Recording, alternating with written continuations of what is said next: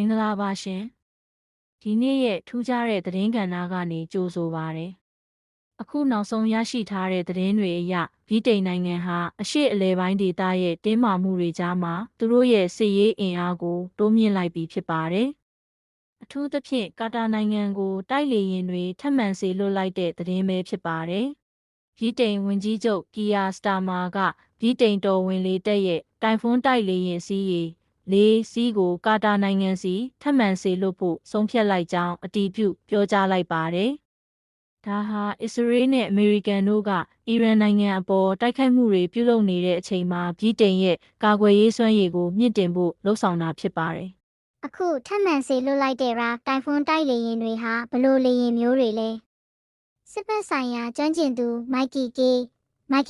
ရဲ့ပြောပြချက်အရဒီလေယာဉ်တွေဟာရှေ့ပိုင်းမှာခနော့ဒလို့ခေါ်တဲ့အတောင်ပံငယ်လေးတွေပါရှိလို့အလွန်လင်းမြန်ပြီးကွေးဝိုက်လှုပ်ရှားနိုင်စွမ်းမြင့်မားပါတယ်။အင်ဂျင်နှလုံးတပ်ဆင်ထားတာကြောင့်အလွန်စွမ်းထက်တဲ့လေယာဉ်တွေဖြစ်ပါတယ်။တကယ်တော့ဗြိတိန်ဟာကာတာနိုင်ငံနဲ့ကာကွယ်ရေးဆိုင်ရာရင်းနှီးတဲ့ဆက်ဆံရေးရှိပြီးသားပါ။အခုအပိုဆောင်လေးစီးမပို့ခင်မှာကတည်းကကာတာမှာတိုင်ဖွန်းတွေရှိနေသလိုဆိုက်ပရပ်ကျွန်းကရာဖကထရစခန်းမှာလည်းတိုင်ဖွန်းတွေနဲ့35တိုက်လေယာဉ်တွေအသိရှိနေပြီးသားဖြစ်ပါတယ်။ဒီလေယာဉ်တွေရဲ့အဓိကတာဝန်ကတော့ဒီခါလို့ခေါ်တဲ့ခုခံကာကွယ်ရေးတာဝန်ပဲဖြစ်ပါတယ်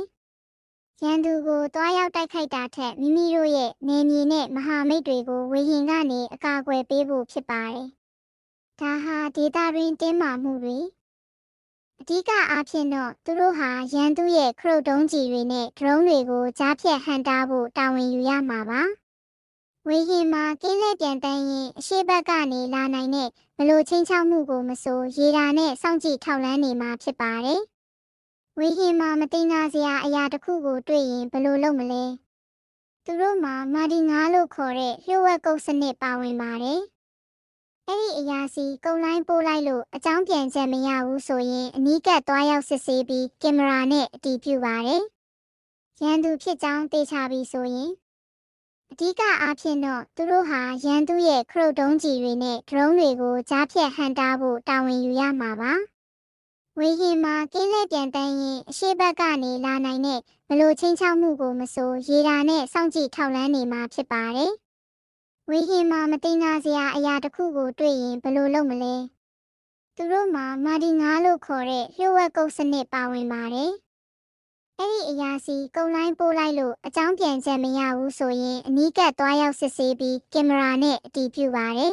။ရန်သူဖြစ်ကြောင်းသိချပြီးဆိုရင်တော့ချက်ချင်းပြတ်မှတ်ထားချိန်မုံဖို့ပြင်ဆင်မှာဖြစ်ပါတယ်။ဒီတိုက်လေယာဉ်မှုတွေဟာအမြဲတမ်းအဆင်သင့်ဖြစ်နေရပါတယ်။ခွာလို့ခေါ်တဲ့အရေးပေါ်တုံ့ပြန်မှုစနစ်အရလေယာဉ်မှုတွေဟာဝစ်စုံအပြည့်နဲ့ထိုင်ဆောင်နေရပြီးအမိတ်ရတာနဲ့3မိနစ်ကနေ5မိနစ်အတွင်းအင်ဂျင်နိုးပြီးဝေဟင်ကိုပြန်တက်နိုင်အောင်လေ့ကျင့်ထားကြတာဖြစ်ပါတယ်။